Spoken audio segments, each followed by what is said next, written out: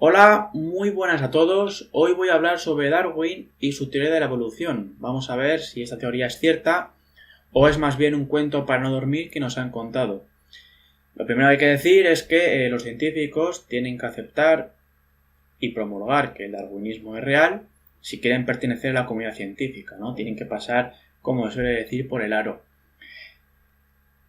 Además, todo aquello que es contrario o que refute de alguna manera la teoría de la evolución, pues es desechado y ocultado, lo cual pues no es muy científico, ¿no?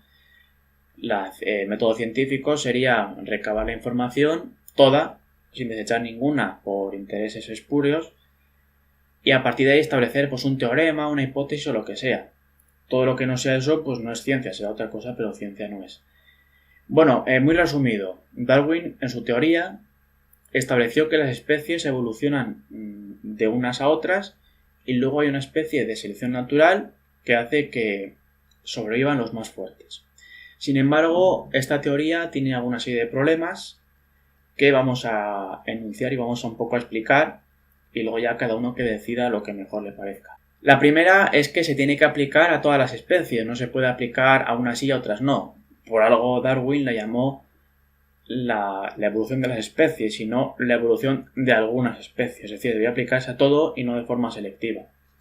La segunda es que Darwin establecía que la evolución de unas especies a otras se produce de forma gradual, no pasan de la noche a la mañana de ser una serote, sino que hay un cambio, una transición de forma gradual. Es decir, para pasar de la especie A a la especie B hay una transición, una serie de cambios graduales y deberían encontrarse los fósiles de estos cambios. Mientras la especie A va mutando a la B, se van produciendo una serie de cambios y debería haber una serie de fósiles que mostrasen estos cambios. Sin embargo, estos fósiles no existen, no se han encontrado. Los fósiles que se han encontrado son especies cerradas, especies finales, es decir, ya entre comillas terminadas, nunca están a medio evolucionar. Nunca se ha encontrado, por ejemplo, un reptil con una alita pequeña, luego otro reptil con una ala más grande y así hasta que al final pudiera volar convirtiéndose en un ave. No hay tampoco otras pruebas de animales intermedios en transición y aquí hay que comentar que una cosa es que haya ciertos cambios en una especie, pero esto no significa una evolución de una a otra. Es decir, por ejemplo, cuando el ser humano va aumentando su capacidad craneal y su inteligencia, esto no es que evolucione de una especie a otra, sino que va mejorando, por decirlo de alguna forma. Que no es lo que decía Darwin. Darwin decía que una especie se convierte en otra por evolución.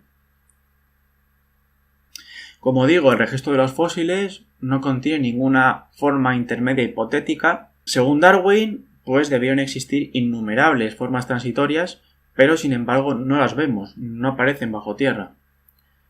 Tampoco hay otro tipo de pruebas ni restos de especies a modo de evolucionar, y en la actualidad ni el ser humano está evolucionando hacia otra especie, ni tampoco vemos especies en desarrollo.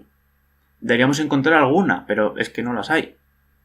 No hay especies con características a medio construir o con órganos parcialmente desarrollados, y si están, pues ¿dónde están las pruebas? Porque no las hemos encontrado. Darwin era consciente de esta dificultad, pero establecía que estos fósiles se encontrarían en algún momento del futuro. Pues habrá que seguir esperando porque a día de hoy no han aparecido.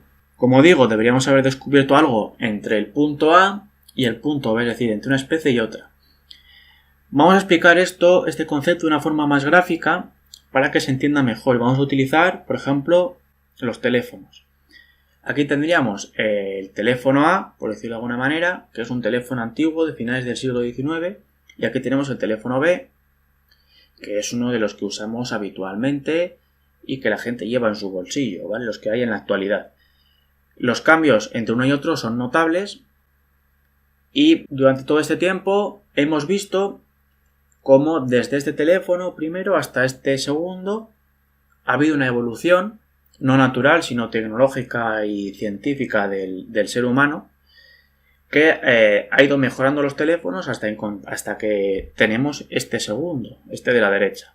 Podemos, por ejemplo, presentar este, que es más moderno que el primero, pero también es antiguo, este otro teléfono fijo, que es más moderno que los anteriores, y, por ejemplo, este otro teléfono móvil, que es más antiguo que este de la derecha, con menos características, pero se nota que es más moderno que el primero. Es decir, ha habido una transición de uno a otro, ha habido una evolución, como digo, no natural, sino gracias a la tecnología y a la ciencia que ha aplicado el ser humano, y vemos cómo los estados intermedios entre uno y otro pues existen, aparecen. Seguro que más de uno tiene en su casa alguno de estos, o un móvil antiguo, o un teléfono fijo antiguo, etcétera. Pues esta comparación con los teléfonos se podría aplicar a los animales. Si evolucionan de una especie a otra, pues que nos muestren las especies intermedias, ¿no? Los fósiles y los restos que demuestren que existieron las especies en transición. El punto número 3 sería el cómo se dan esas evoluciones, es decir, ¿qué es primero? La sangre, el corazón, los huesos, los músculos para mover los huesos, los tendones. Esto es como el mítico de ¿qué fue antes, el huevo o la gallina? Pues sería algo similar, ¿no? Por ejemplo, los peces tienen su metabolismo, su sistema respiratorio, su estructura muscular y luego sus proteínas y sus células adaptadas al tipo de órganos que necesitan para vivir en el agua. Es imposible que se hayan transformado en animales terrestres simplemente saliendo del agua. Darwin dijo que era algo gradual y sin embargo pues esos restos, esos fósiles que demostrasen esa transición no han aparecido. Los evolucionistas lo que pretenden es que las aves vienen de los reptiles por mutación.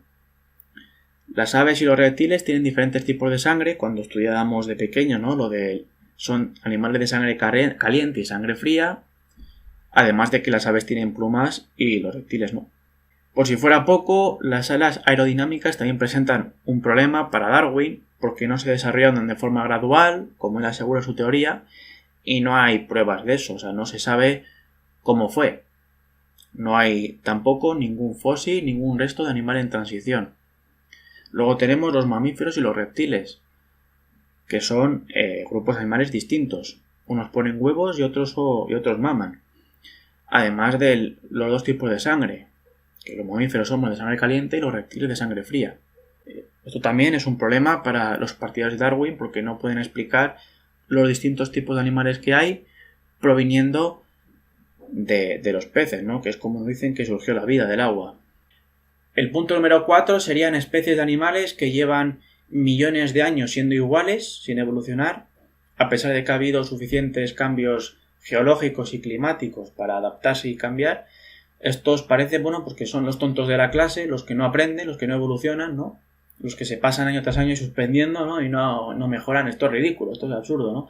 Como dije antes, la teoría de la evolución se aplica a todos los animales, debería aplicarse a todos y no solo a algunos, porque es la evolución de las especies, y sin embargo vemos animales que tienen millones de años y siguen siendo como ahora. Y sabemos que eso es así porque los fósiles que se han encontrado han sido datados en millones de años y son iguales que los animales de ahora. Por ejemplo, tenemos mosquitos fosilizados que son iguales que los de ahora, tenemos tortugas marinas que tienen 50 millones de años, antiguos escorpiones que tienen 110 millones de años, peces también de millones de años de antigüedad, como el celacanto, que no ha evolucionado tampoco, es otro de los tontos de la clase que no evoluciona. Tenemos también hormigas antiguas de 100 millones de años, también son tontas y no evolucionan. Y luego tenemos otros animales, por ejemplo, las cebras y las vacas, que había que preguntarse a qué evolucionaron o a qué están evolucionando ahora. Y luego dónde están los fósiles que demuestren eso, claro. El quinto problema son los murciélagos y los delfines. Ambos mamíferos y uno vuela y el otro vive en el mar. Ambos tienen también un sistema de sonar bastante complejo que por cierto no se sabe cómo surgió y de dónde lo sacaron, ¿no? También otro animal marino que también es mamífero es la ballena. Del murciélago y el delfín no se puede trazar su evolución y como dije se sabe que el sonar, pues lo tienen desde el principio. No ha habido una evolución hasta que desarrollaron el sonar poco a poco, sino que lo tienen desde el comienzo. También los murciélagos empezaron a volar sin una evolución previa. Eso solo es posible si aparecieron de repente, no si hubo una evolución. No hay tampoco medio murciélagos o medio delfines que pudieran mostrar algún tipo de transición desde otra especie que pudiéramos desconocer, y tampoco se pueden establecer los eslabones ni el árbol de los murciélagos ni de los delfines. La dificultad número 6 que tienen que afrontar los darwinistas son los OPARCs y la criptozoología. Los OPARCs son los objetos fuera de su tiempo, Objetos que ponen en jaque la historia oficial, la cronología de la historia oficial, de la aparición de ciertos materiales, de en qué momento el ser humano empieza a usar ciertos metales o ciertos materiales y se encuentran objetos de ese material mucho más antiguos que ponen en jaque, como digo, la historia oficial de la cronología, ¿no?, del ser humano. También se han encontrado huesos de gigantes que no encajan con la historia de la evolución. Por supuesto, se ocultan y se apartan para que no molesten, ¿no? Esto se encarga de ello el conocido como Instituto Smithsonian, controlado por la familia Rothschild, que han ocultado gran cantidad de huesos de gigantes que se han encontrado. De hecho, de esto hablaban los periódicos en Estados Unidos en el siglo XIX, de la aparición de huesos de gigantes y demás. No encajan con la teoría de Darwin y como no saben cómo lidiar con ello, dicen que son un fraude, lo ocultan y venga. El problema número 7 que tienen que afrontar los darwinistas es la conocida como explosión cámbrica. Darwin estableció que había unos pocos ancestros y luego iban saliendo pues gran cantidad de especies de ellos. Sin embargo, esta explosión cámbrica, ya demostrada, describe la aparición repentina de la gran mayoría de los grupos de animales en un mismo momento geológicamente hablando. Esto apareció hace 535-520 millones de años. ¿Vale? Como digo, en esta explosión cámbrica aparecen la mayor parte de las principales formas de animales de una forma repentina. Aún hoy en día es un misterio cómo ocurrió esto, no se sabe. Sin embargo, sabemos que esta explosión es real porque los fósiles que se encontraron, estos sí que se encontraron, son reales. Sin embargo, esto contradice la teoría de Darwin, que establece una evolución gradual, unos ancestros comunes de los que se irían ramificando diferentes especies que irían evolucionando. El problema para los darwinistas con esta explosión cámbrica es que estas grandes diferencias aparecen al mismo tiempo, sin evidencias de que desciendan de ancestros comunes, como establecía Darwin. Aunque hay que decir, es cierto que hay unas contadas excepciones, pero son, como digo, excepciones. Por último, para acabar este punto, es que el problema que plantea la explosión cámbrica es de dónde vino toda esa nueva información para construir todas esas proteínas y células que cada uno de estos animales necesitaba. Aquí es cuando los darwinistas no son capaces de dar una respuesta coherente. Bueno, hasta aquí la primera parte de Darwin. No me voy a despedir porque continuamos en la siguiente. Y nada, dejo aquí el enlace y nos vemos ahora.